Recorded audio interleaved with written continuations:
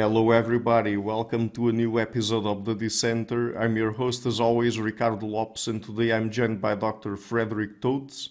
He is Emeritus Professor of Biological Psychology at the Open University. His research interests are primarily in the area of motivation.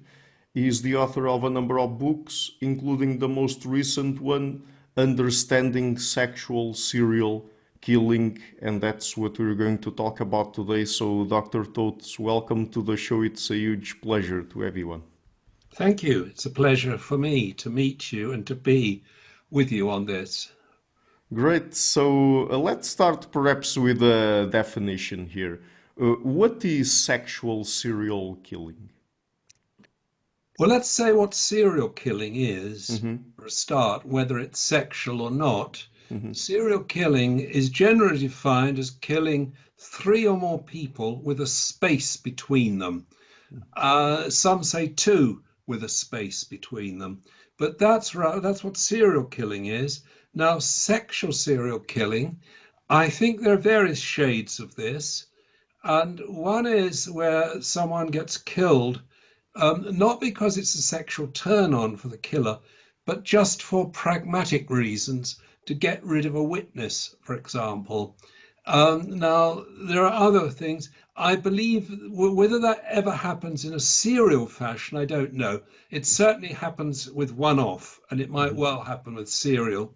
The other kind of frustration effect as well, that's another. The person, the male, gets angry because the female declines his invitation, and excuse me, he gets upset and out of frustration kills. Another class is, I believe, where it could happen accidentally, something that goes badly wrong. I mean, there have been cases of this, of choking, which might not have the intention of killing, but it has the consequence of killing. So whether one calls that a sexual serial killing, I mean, I think you would call it that if it happens serially. But the focus of our interest, as my wife and myself in the book, is where sex is actually turned on by the act of killing. The person kills for sexual pleasure, either during the killing or as a consequence, they obtain a compliant victim. And this is a sexual turn on. I really can only think of 2 examples of where I believe there was a sexual killing with the intention of getting a compliant victim. They're both gay killers, Dennis Nielsen in London and Jeffrey Dahmer in the United States. I don't believe they killed with anger towards their victims, hostility towards. I believe they didn't. One doesn't know, of course. Both of them are dead now. But I think they killed because they wanted companionship, and they wanted compliant companionship that wouldn't leave them in each case. But the overwhelming majority, I would say, of sex-linked serial killers get pleasure in the act of killing, sexual high from the act of killing itself. And how do investigators identify sexual homicide? They'd look for a number of things. If there's seminal fluids present, either on the body or on the clothes or nearby, then that's one indicator. Another possible indicator is damage to the sexual organs, the breast or the genitals, or in the case of gay killers, the anus. An indicator is the suggestive that there's a sexual motive is if something is inserted in a body orifice, like a bit of a tree or something is poked in. It's kind of a symbolic gesture saying that this is a disgusting person, they're better dead than alive. That is one indicator. I say some, or another way it is suggestive is the posing of the body. For heterosexual killers, the legs are wide open in a position suggestive of intercourse. For gay killers, the trousers, shorts, pants are pulled down, and maybe the buttocks exposed in the air, something like that, to suggest a homosexual gesture. So, in the book, one of the things you focus on has to do with the motivations behind sexual serial killing. So, first of all, could you tell us a little bit about what motivation theory is? Yes, broadly speaking, motivation theory is the theory that tries to identify the factors that lead to behavior. To motivate is to move into action. So what moves someone into action? And generally speaking, if we're talking about sex, drugs, food, whatever, it is the presence of the respective incentive in the environment, drugs, food, sex, or in the imagination. And the combination of what is physically present in the world and what is present in the imagination moves that person into action. And that's equally true whether it's perfectly harmless, peaceful activities like getting food, or whether it's getting drugs, or in this case, I would suggest it's moving into action for violent sexuality. And so one looks for the processes within the brain. What bits of the brain are responsible for this? What bits of the brain restrain it? Right.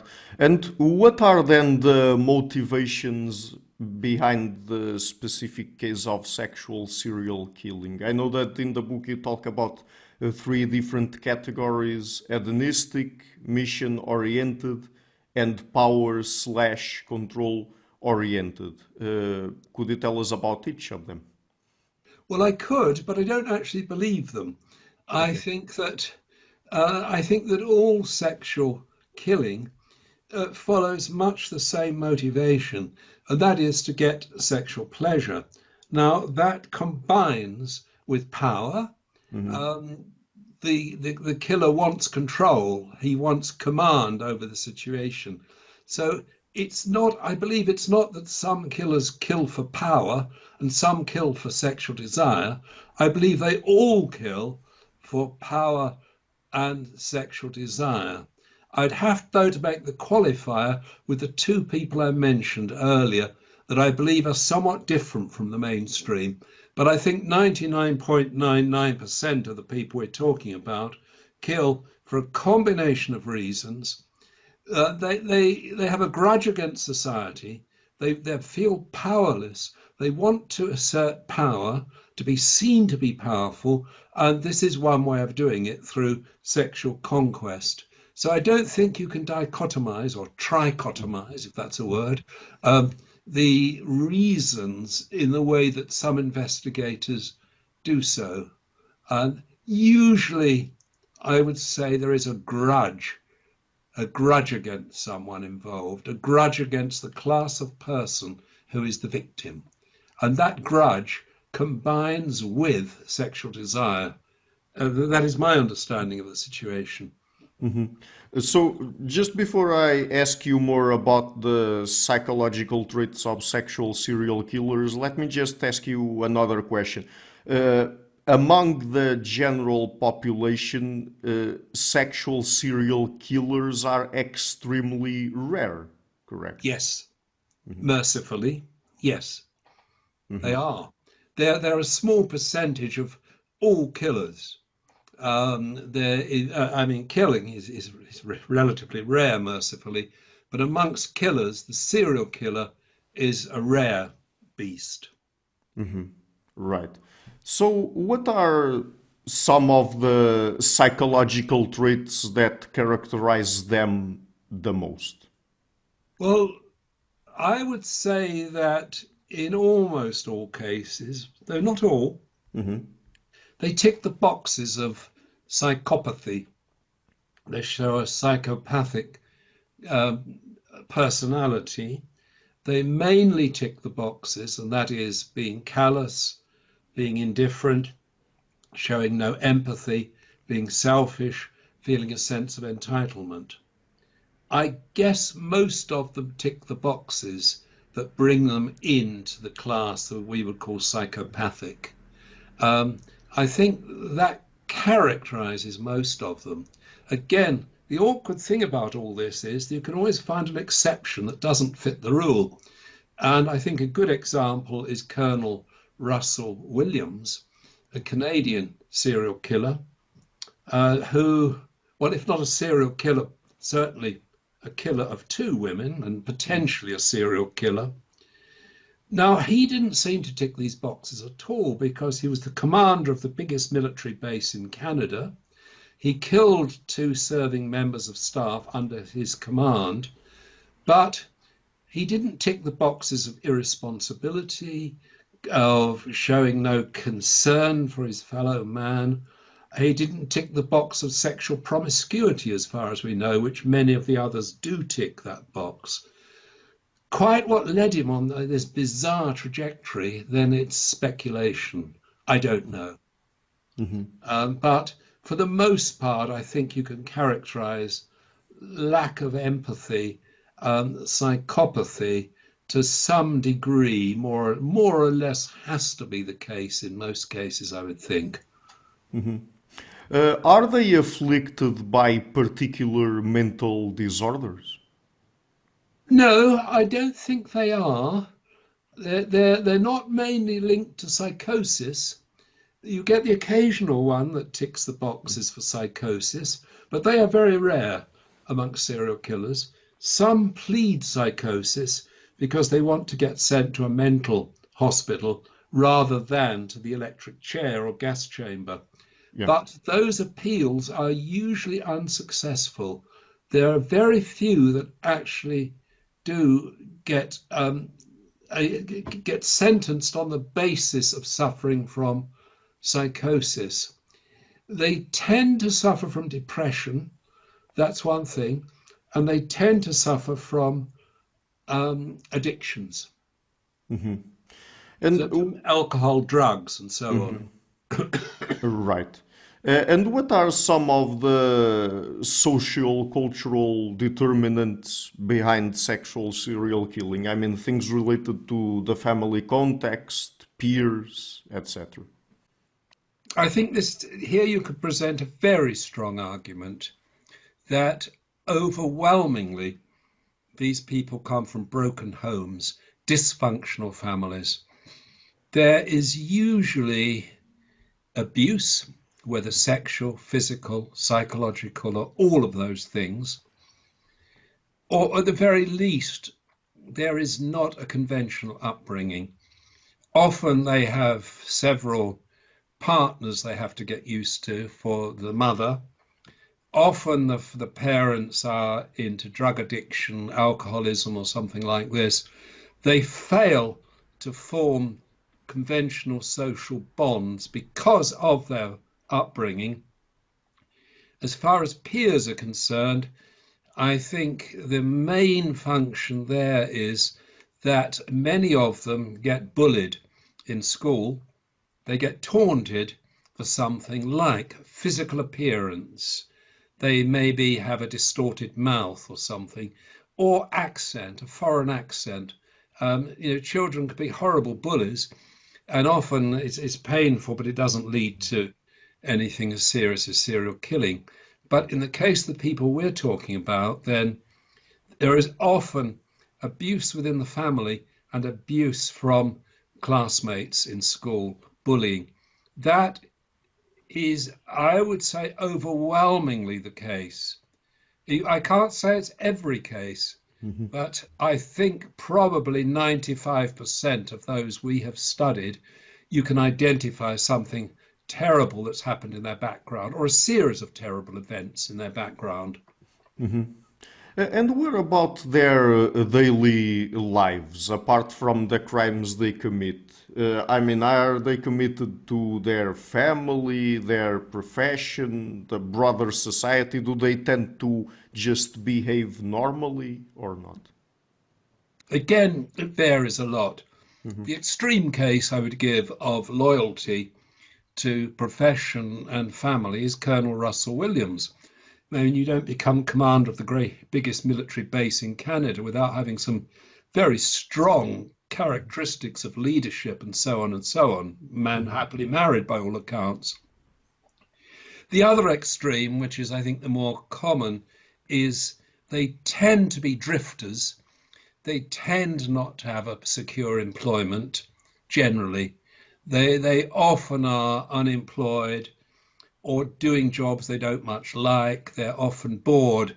But then I think you have a kind of spectrum. You get a middle position where someone, for example, Fred West, a British serial killer, he was a very successful builder and very popular in his area of Gloucester amongst people. He would help with their building constructions freely, give his time to help them.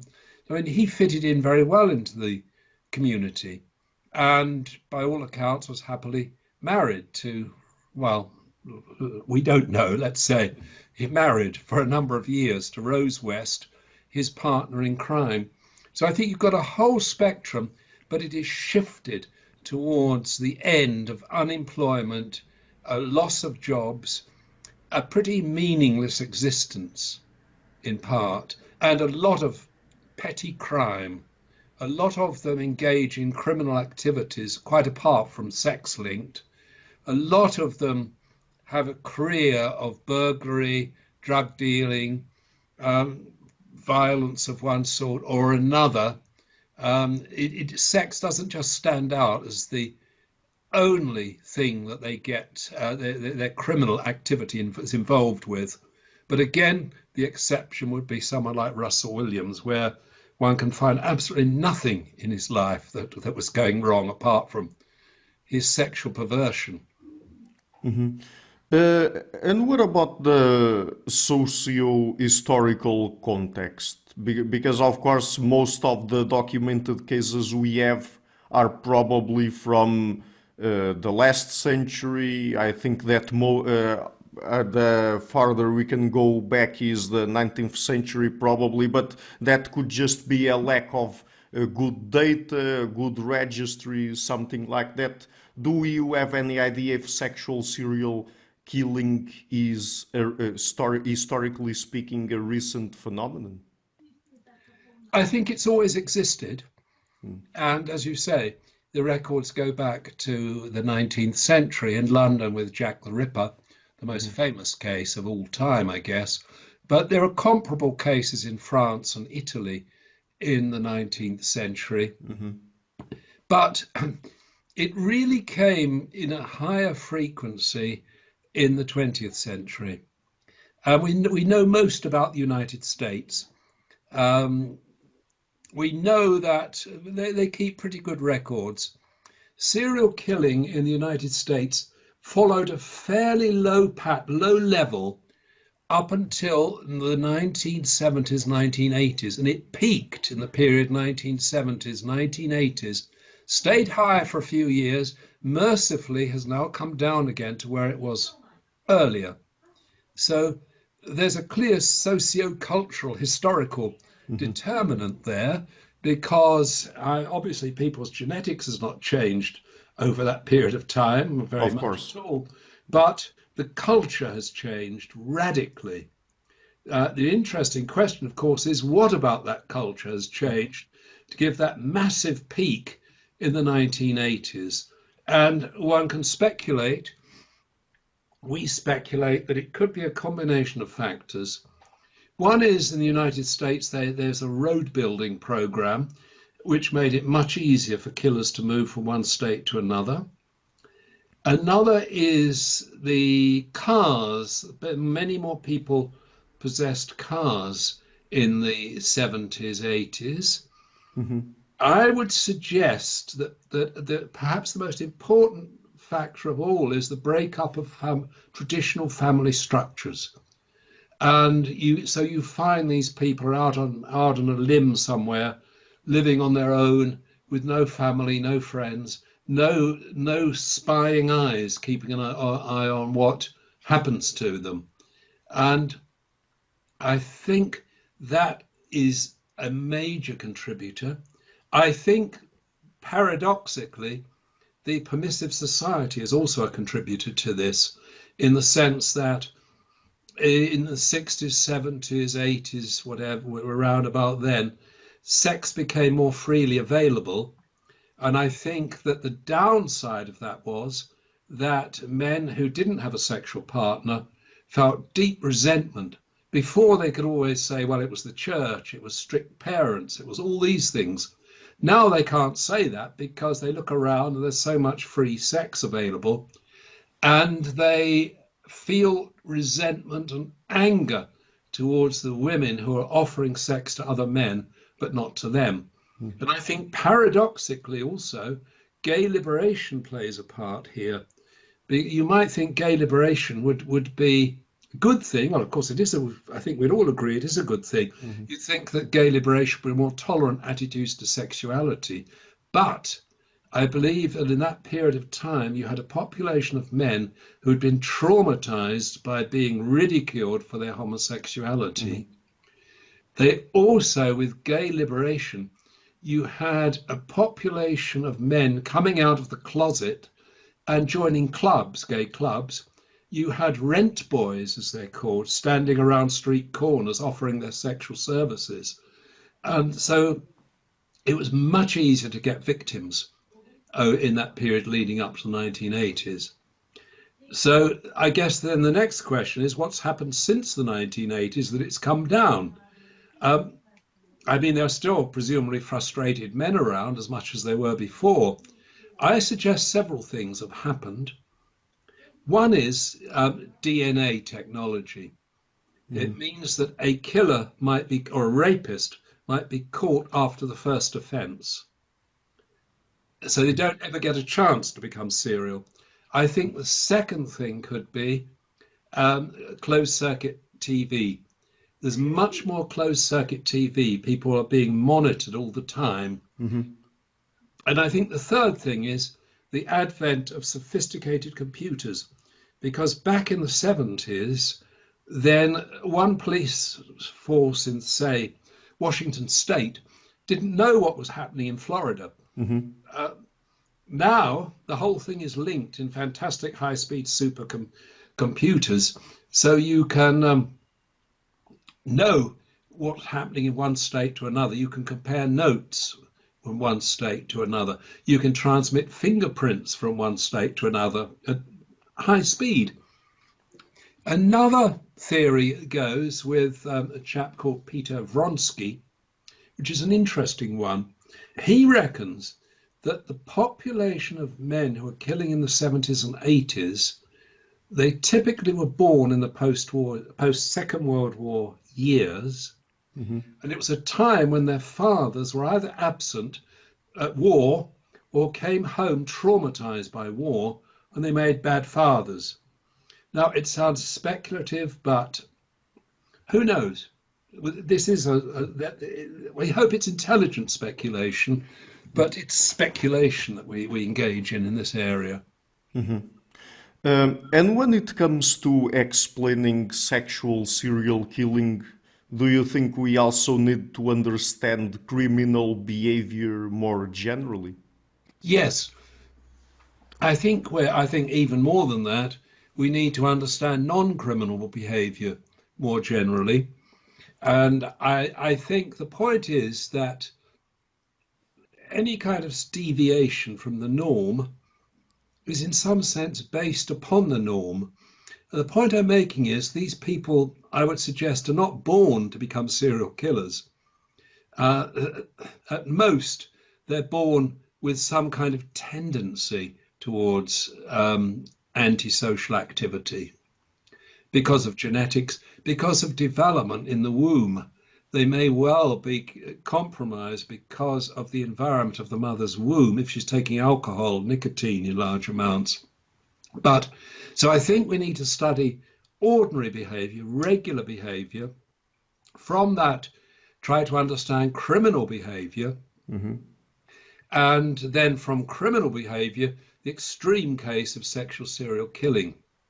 As far as criminal behavior goes, there's some evidence that men with psychopathic tendencies are very sensitive to rewards, financial rewards, drug rewards, sexual rewards. They're hypersensitive to rewards, There's also the suggestion that their inhibition is limited, so that what would stop most people fails to stop them.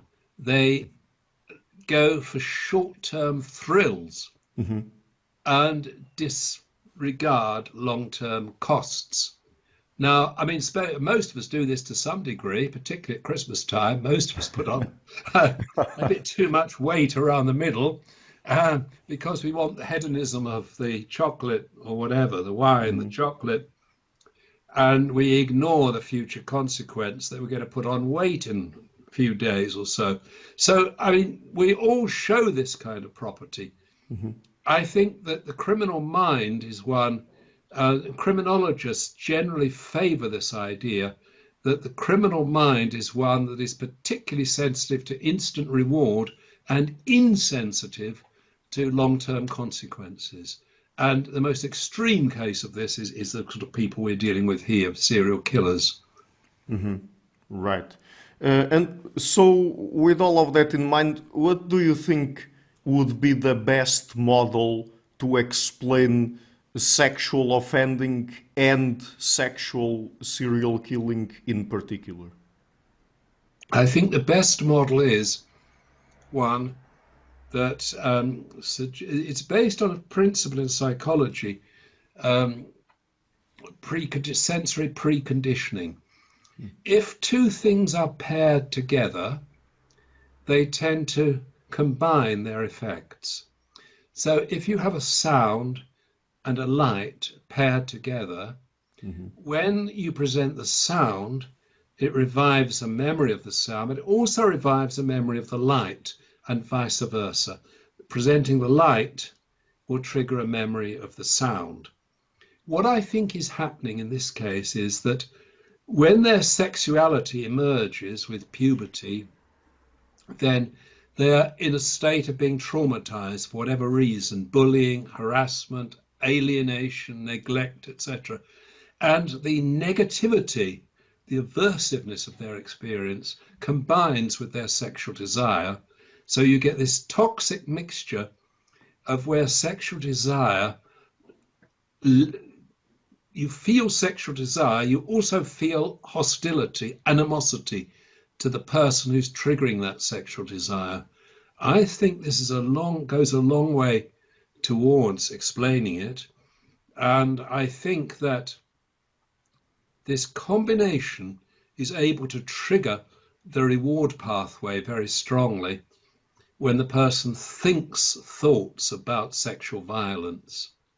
They think erotic thoughts, the violent thoughts combine with it, and this reward pathway, that's a dopamine mediated pathway in the brain, is excited just by the thought of it. The sight of a victim more strongly energizes this reward pathway. So we certainly also have to have some understanding of what triggers desire and what inhibits it. Correct. Yes, we do. What I'm suggesting triggers desire in all of us is the presence of a desired individual, either in physical reality or in the imagination.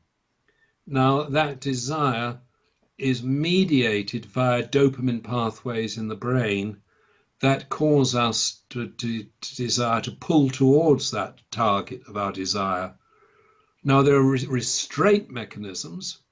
I mean, most of us don't go around a busy railway station moving towards every desirable individual we see, even if some bit of us feels like doing it.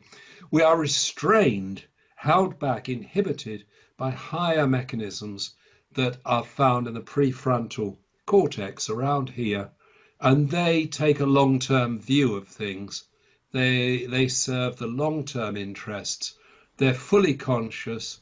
They're effort for control, it's called, as opposed to the more automatic control of the lower brain regions. So that's about basically the dopamine system. Are there any other biological factors that play a role in the development of sexual serial killers? There can be. In some cases, two famous cases have an abnormal chromosomal composition, which means the unfortunate chap grew breasts, which again was a subject for taunting by classmates and great embarrassment. Well, clearly testosterone plays a role in all sexual desire, and it sensitizes these pathways of desire. So the dopaminergic pathway, the pathway using dopamine that is called the reward pathway, is sensitized by testosterone. And my gut feeling is that many of these men have a higher than normal level of blood testosterone. I would think so. I haven't seen the evidence. I don't quote me on that, but I think that could be the case. And when it comes to child development specifically, earlier we talked about the social context, like the family context, peers, and so on. In the book, you also mention working models and scripts. Could you explain that? Yes, I can. And I think this is absolutely fundamental to what is going on in most cases here. Those of us who are fortunate to have a good upbringing, a healthy upbringing, psychologically healthy upbringing, would have experienced interactions with our parents that were positive. So we smile, the parent smiles back. We cry, the parent comes and offers comfort. Yes. So in John Bowlby, the English psychologist, in his terms, we build a working model of secure attachment. We feel secure in the presence of the mother, or it can be the father in some cases, or both. We feel secure in their presence. We've built that trusting relationship. And what I think also, Bowlby, I think, is the principal contributor, but there are two other of the greats of psychology that I like to think contribute here too. One is B.F. Skinner, and B.F. Skinner emphasized the role of reinforcement. So what this Bowlby mechanism is doing, it is reinforcing pro-social, positive emotional expressions of behavior. The child gets rewarded by the mother's smile, the mother's touch, the mother's comfort. It's positively reinforcing, goes up in frequency. And the other, before I come to what goes wrong, the other great name of psychology who died, I think, last year, is Albert Bandura, a man of originally of Ukrainian origin, but the family emigrated to Canada, and he then established himself at Stanford University. His whole emphasis is on modeling. You model the behavior of the caregiver. So if the caregiver shows anger, the child tends to show anger. If the caregiver is shown to be getting benefit from showing anger, then that will form scripts. Now, most of us fortunately have scripts that give a sequence of positive operations that are compatible with the people we're engaging with. But if your early development is such that the parent is rejecting, then the scripts you tend to develop are ones whereby violence, force, cunning is necessary to get the resource that you want. And I think that sort of script is brought to bear when it comes to finding a sexual partner. There's someone who can be bullied, forced, cajoled, raped, whatever, into submission. I hope that's hard. So again, to summarize, I think three greats of psychology all have something to say about what is good bonding, what is secure attachment, that most of us, I guess, or many of us at least, are fortunate enough to experience that, but a subpopulation don't experience that. And these three great psychologists, I believe, each have something to contribute to that toxic combination of rejection, scripts of violence, reinforcement, if you like, for aggression. Aggression is seen to yield results. Another aspect you refer to in the book has to do with the link between fantasy, temptation, and the arousal of desire by sexual imagery. So, how does this work in, let's say, normal brain, and in what ways is it altered in the brains of sexual serial killers? I think that much the same process is going on between normals and sexual serial killers. I think the machinery, brain machinery, is the same. It's what occupies that brain machinery, what activates it. Okay. So there is some evidence that if you fantasize about something, that fantasy triggers the reward pathway and strengthens it. It actually strengthens. So, I mean, most of us, if we have sexual fantasies, mercifully, are of consensual, compatible relationship with someone, be it gay or heterosexual or what. But fantasy in these people takes a dark form in that they fantasize about sexual violence. Now, I think that sensitizes the possibility of showing sexual violence in reality because of the link between the mechanisms underlying fantasy and this basic reward pathway.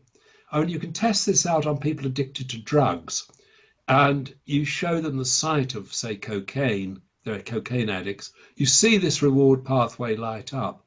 You then ask them to fantasize about cocaine, and it has an effect on this reward pathway. I mean, obviously, it's difficult to do experiments on serial killers. There aren't enough of them, and for ethics and all the rest, it's difficult. But my hunch is that something like this is going on. Now, you asked about arousal. Again, mercifully, most of us are aroused by a consensual sexual partner. The body is excited by this. Heart rate goes up. All of these indices, blood flows to the genitalia, etc., etc. That's all part of the pattern of arousal. What has happened in some cases is that they've had a traumatic event early on, and that traumatic event has got relabeled, if you like, recalibrated as something positive.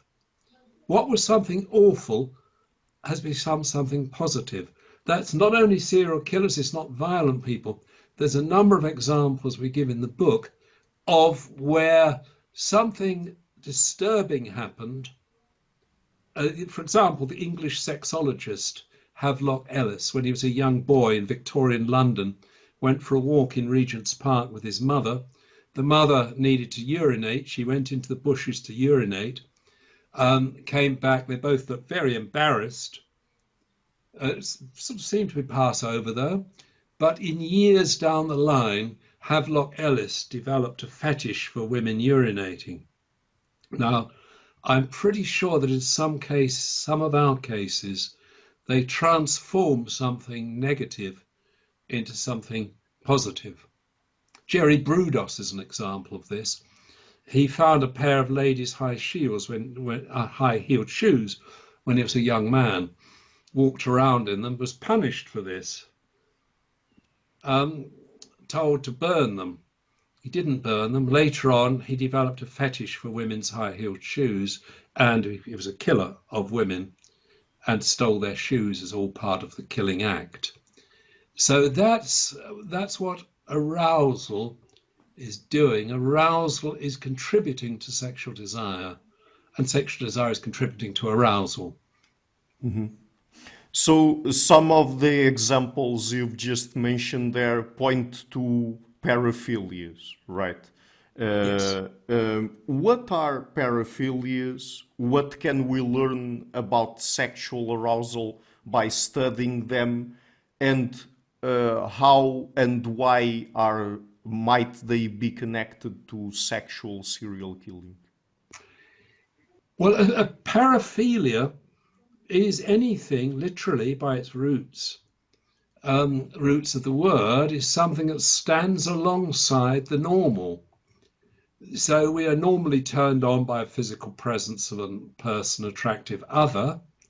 These people can be turned on by that too, but they have something other than that in their makeup. So it could be a fetish.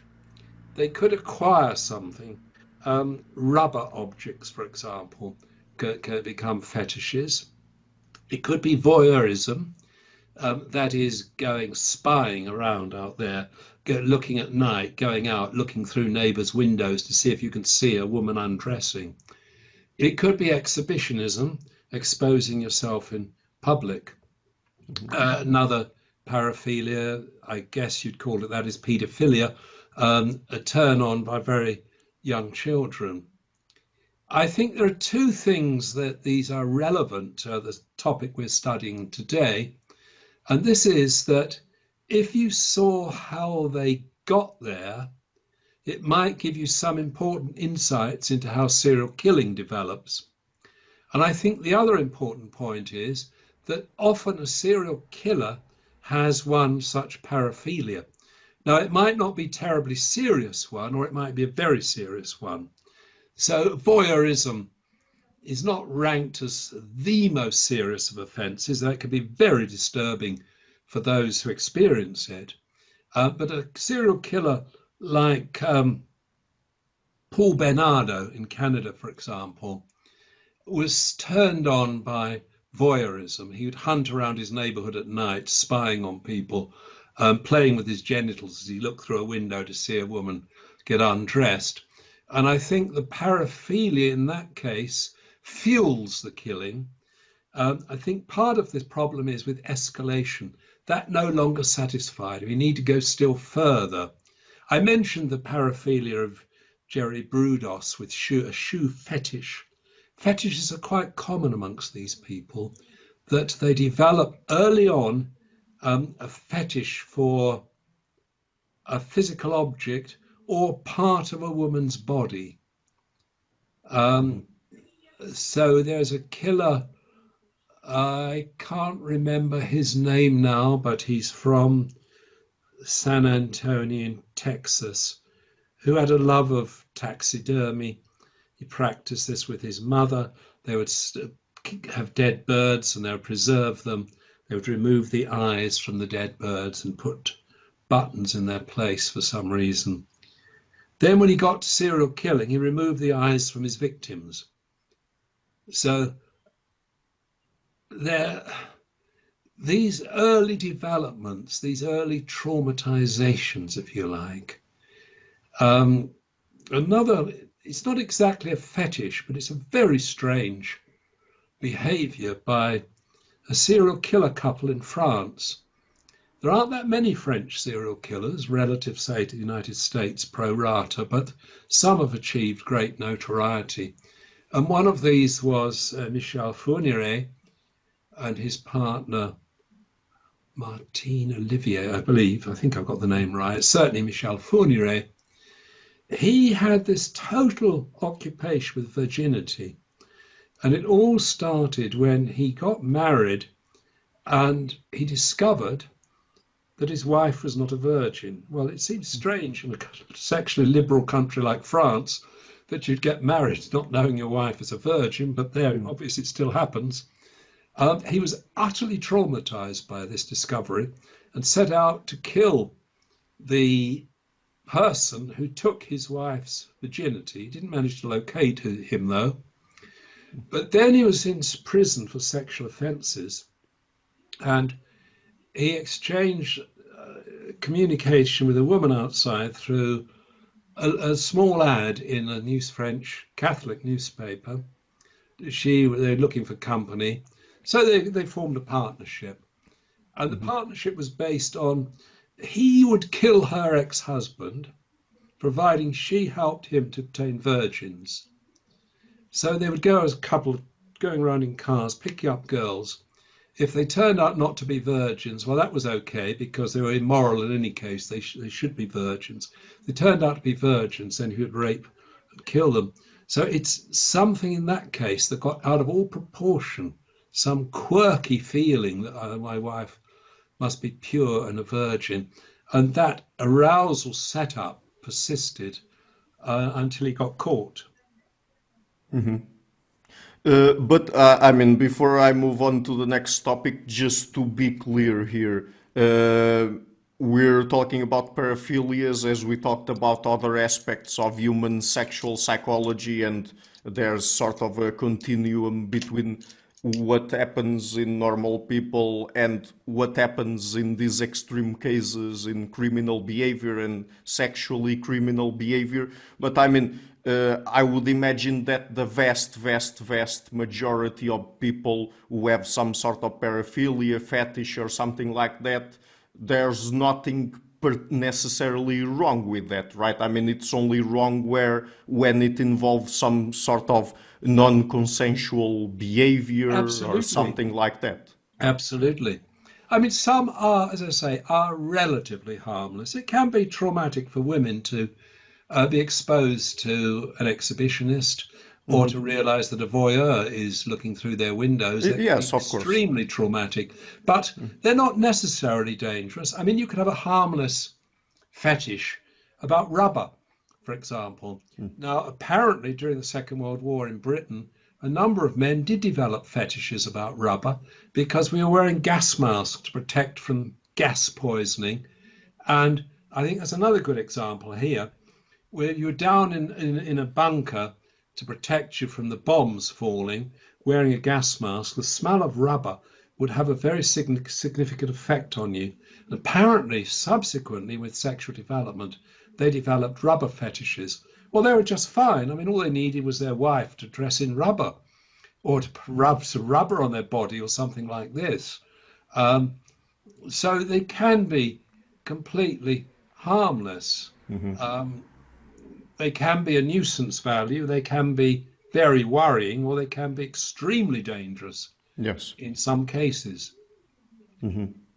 So another thing then, you also talk about addiction in the book. So can sexual violence become addictive? And what really makes something an addiction? I would argue that, but let me say first of all, that this is a very hot topic. It's difficult to get agreement on exactly what addiction is, even for drug addiction. You get several experts together and you get as many different opinions as there are experts in the room. So that's true even of drug addiction, which is the textbook case of addiction. Yeah, let me just add, please, that I'm somewhat aware of that issue because I've talked about addiction, different kinds of addiction, with other people on the show, and yes, there's a big debate surrounding that. It's problematic no matter what definition you adopt. And if you move from the classic, the textbook case of drug addiction to sex addiction, it becomes even more problematic because the knives are really out in the community studying sexuality. I mean, there's no great love between the pros and the cons of sex addiction. It has dedicated followers and it has dedicated critics, and it's a pretty unpleasant sometimes exchange between them. So we have to preface that. With conventional sexual addiction, which I'll start before I go on to serial killing, I do believe the point is, how many boxes do you need to tick in order to say it's an addiction? So you could say, can it kill you? Well, clearly drug addictions can kill you. Sex addiction can actually kill you, strangely enough. I mean, it's extremely rare, but it can kill you in the sense that you might catch a lethal disease. That's rare. It might even kill you in the sense that marital violence. There's been at least one case of a sexually addicted man killing his family because they discovered his sexual addiction and tried to stop him. So does it have physiological consequences? Yes, it does. Sex does. Does it have withdrawal symptoms? Yes, it does. They're not as obvious as they are for heroin or alcohol, But even cocaine is not as obvious as it is for heroin or alcohol. So the withdrawal symptom is depression, anxiety, bad temper, etc. Drug addiction shows escalation. So the amount of drug today is not good enough. You need more tomorrow. You need a stronger drug tomorrow, stronger still the next day. Sex addiction shows this. Now, if you take the cardinal definition of addiction, that the person is in a situation they would rather not be in, and that they take steps to stop it, then I would say that most serial killers don't tick that box. Most of them, it appears, don't seek help. It's obviously rather difficult to seek help because you've got to break your cover, but some do. Some do. The occasional one will say that I don't want to go on killing, but I can't stop it. Some will say, Henry Lee Lucas, for example, one of America's most notorious, said that if you release me, I'll go on to kill. So don't release me, because I know what I'm going to do. There was conflict there between what he wanted from life and what he knew he would actually engage in. And that is, I would suggest, one of the hallmarks of addiction too. Addiction to food, for example.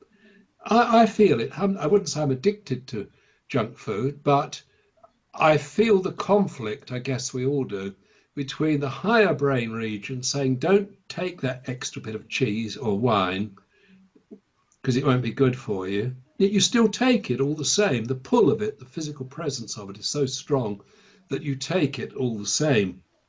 Now, some do show that conflict. What they all show, in common with all addictions, is the search for a temporary pleasure at the expense of a long-term cost. Mm-hmm. I think that's true of all addictions. Mm-hmm.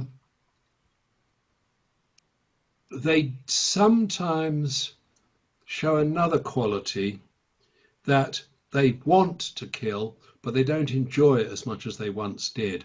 And that is true of hard drugs too. There's Kent Berridge and Terry Robinson have developed this theory at University of Michigan of a split between wanting and liking. Some serial killers say it doesn't give them the same degree of pleasure, but they still want to do it just the same. So I would say that it ticks enough boxes that I would want to say that it is an addiction, and the study of addiction can cast light on it. Mm-hmm. Because one related issue that relates to addiction is, why are there no female serial killers? Why not? Females have sexual desire. Why don't they go out and grab a man and insist that he gives them sex and then kill him? And I think if we look at that issue, there are many fewer female sex addicts than male sex addicts. They exist, of course. They watch hardcore pornography much the way that men do, but there are fewer of them. And I think that if you look at this, you get some, if you look at the nature of male-female sexuality, you can get some insight into why there are no female sexual serial killers, except where they meet the wrong man and pair up with the wrong man. In Britain, it's Ian Brady, Myra Hindley. In France, it was Michel Fourniret, Monique Olivier. In Canada, it was Paul Bernardo and Carla Homolka. I think the women get pulled into it by the male. They want to please the male and they'll do anything to keep the male happy. But I think why women generally don't become addicted to sex to the same degree men do is that female sexuality tends to be more triggered by meanings, by personal contact, not indiscriminate pursuit of something in its own right. Now, that's not an absolute. One can always find promiscuous women and one can find totally non-promiscuous men. But sexual promiscuity is skewed towards men. And if you look at the gay culture, you see the most extreme examples of this: gay men versus gay women. There's just no comparison in terms of the novelty seeking. And this is why I think that it becomes, get back to your point about addiction, I think the fact that there are relatively fewer female sex addicts than men sex addicts is a reflection of what turns on basic sexuality.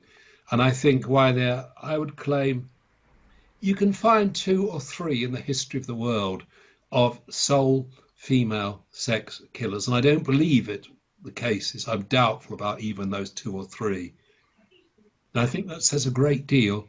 The woman hiding in the bushes with a knife, waiting for a man to walk past, doesn't exist. The woman stealing men's underwear from a clothesline doesn't exist. I think, again, they're not as vulnerable to paraphilias as men are. So in this case, one of the aspects of human psychology we also have to consider is sex differences, correct? Sorry, sexual? Sex differences. Yes, I think we do. It's not popular in all quarters. The idea of social construction of reality and all that, which I don't believe for 1 minute. I believe it plays a role, of course it does, but I believe there are fundamental sex differences that are biologically there because of evolutionary processes, because of the difference in evolutionary pressures on males and females. I would say that is reflected in sex-linked serial killing, definitely. So let me just ask you one last question that just came to mind, particularly while we were talking earlier about the socio-historical context, particularly as you mentioned back in the 1970s and 80s, and all of the different social factors that you mentioned. Now referring to another type of crime, that is mass murder and, for example, mass shooters. Criminologists and criminal psychologists found out that there's a copycat effect. Yes. That is, some of these people plan mass shootings because they see other people on the news, on television, etc., and they have similar psychology and they want to go out with some notoriety. They know that they will be on the news and all of that, and they sort of want that. But in that particular case, it's probably different from what sexual serial killers do, because in that case, they want to be exposed, they want the notoriety, and sexual serial killers don't want to get caught, I think. Yes, that's absolutely the case. But I mean, could it still be the case that because people know sexual serial killers, they are exposed also on the news, on the media, on TV, etc., that in some of those cases they might be inspired by others? Yes. If I could just say something about the mass killers, again, it's almost entirely men, not entirely, but almost entirely. When you see these school shootings and so on, the chances are very high it's going to be a male. Yes. It's going to be a young male, and it's going to be a young male who feels alienated from society, dispossessed, bullied, got some grudge against society. One famous case was in California. There's one of the incel movement, the involuntary celibates. You had a lecture, I listened to it on this series from someone from England. Yes, from Ireland, in fact. Yeah, so. Yes, very interesting. The Elliot Rodger was the name in California. He was complaining because he couldn't get a girlfriend. Girls weren't interested. So he killed girls because they were guilty, but he killed men because they were more successful than he was. So they're alienated, they're young men. That the maleness is in common with sexual serial killers, and the alienation bit is also often in common with sexual serial killers. Does anyone get inspired by copycats? There is some evidence that they do follow. Ted Bundy became a kind of role model for some, and some of them want to aspire to outdo Bundy. Whether anyone actually watches us and then decides, oh my God, I'd like to be a sexual serial killer, says simply from watching it on television, I don't know of a case of that, but I do know there are cases where someone is inspired. They read the books about serial killers. Colin Ireland in London did. They also want fame and notoriety, but they don't want to be caught, of course, so they don't give their names. But Colin Ireland he read the book by Robert Ressler on serial killers, and that inspired, he thought, I can be famous too. So he would do a killing. He was a gay killer in London, killing gay men. He would ring the police and say, hey, look, you haven't caught me yet. But he got caught in the end. Dennis Rader, a BTK killer from Wichita, Kansas, one of the most perverse the FBI have ever met. He claimed to have been inspired by reading about other serial killers, and by another famous murder that was a robbery that went wrong in Kansas just before this. I can't remember the name of the case now, but it featured big at the time, and it's still an American novelist went down and wrote a book all about it, this killing in Kansas. And Radar said he was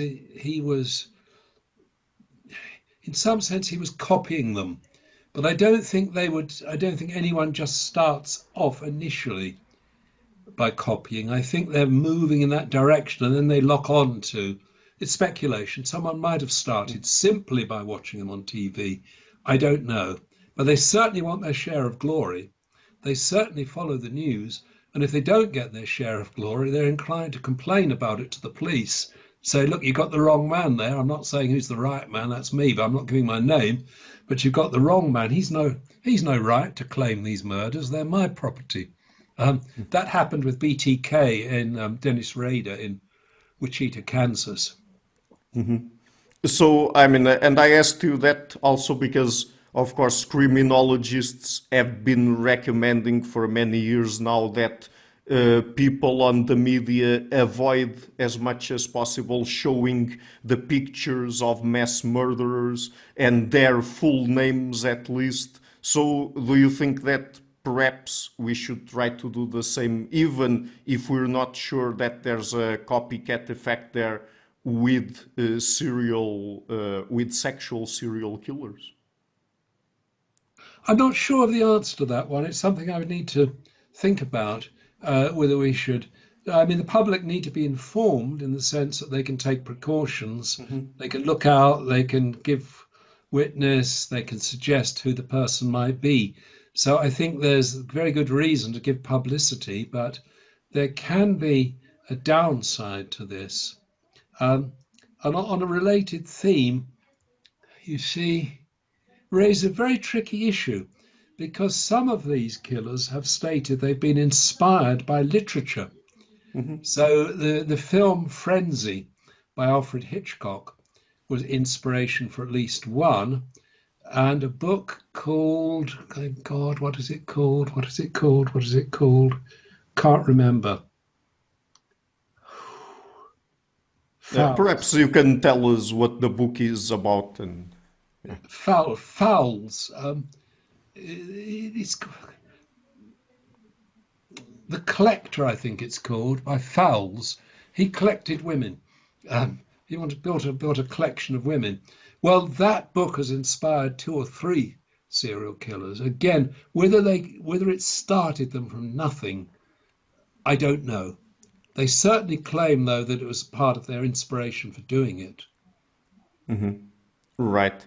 So, Dr. Totes, let's end on that note. The book is again Understanding Sexual Serial Killing. I will be leaving a link to it in the description box of this interview. Just before we go, apart from the book, would you like to mention any places on the internet where people can find your work?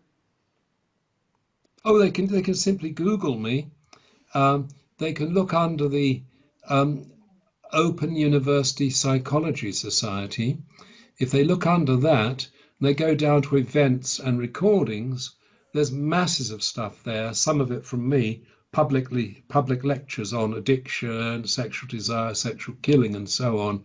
They can find it there, lots of stuff. Yes.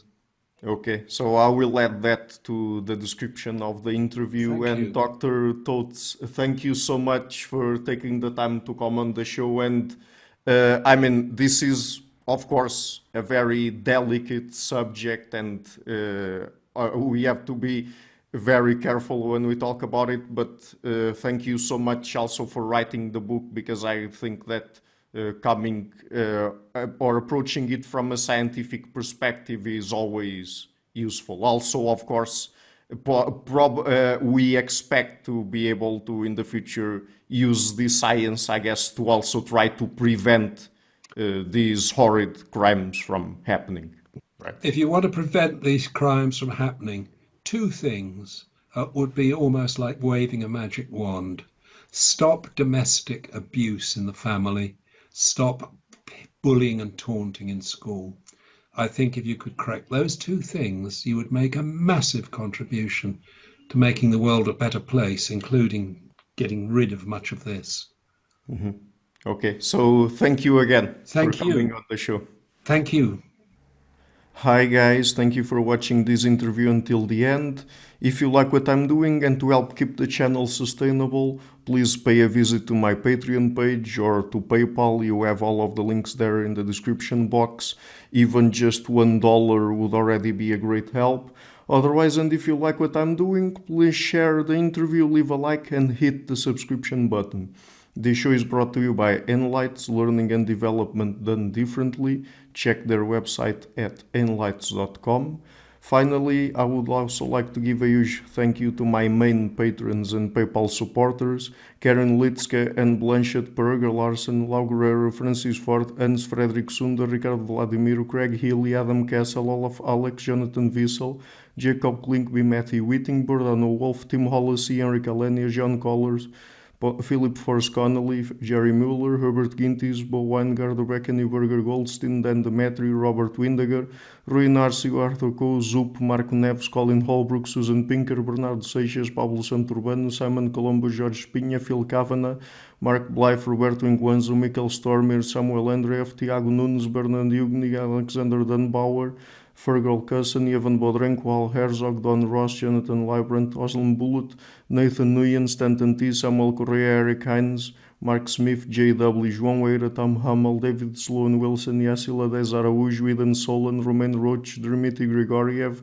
Diego Londonio Correa, Tom Roth, Yannick Punter, Adan Rusmani, Charlotte Bliss, Nicole Barbaro, Adam Hunt, Pavel Ostazewski, Alec Bach, Catherine and Patrick Tobin, Al Ortiz, Guy Madison, Gary G. Allman, Lida Cosmidis, Sam Afzal, Adrian Yegi, Nick Golden, Paulo Tolentino, João Barbosa, Jules Price, Edward Hall, Edin Bronner, Franca Bortolotti, Gabriel Pons Cortez, Ursula Litske, Denise Cook, Scott, Zachary Fish, Tim Duffy, Sunny Smith, John Wiseman, Morton Eichland, and Dr. Bird. My producers is our web Jim Frank, Lucas Staffini, Kian Gilligan, Luis Caetano, Tom Van Egdam, Curtis Dixon, João Linhares, Benedict Mueller, Vega Guidi, Sardus France, and Thomas Trumbull. And my executive producers Michel Rugieski, James Pratt, Matthew Lavender, Sergio Codriano, and Bogdan Kanivets. Thank you for all.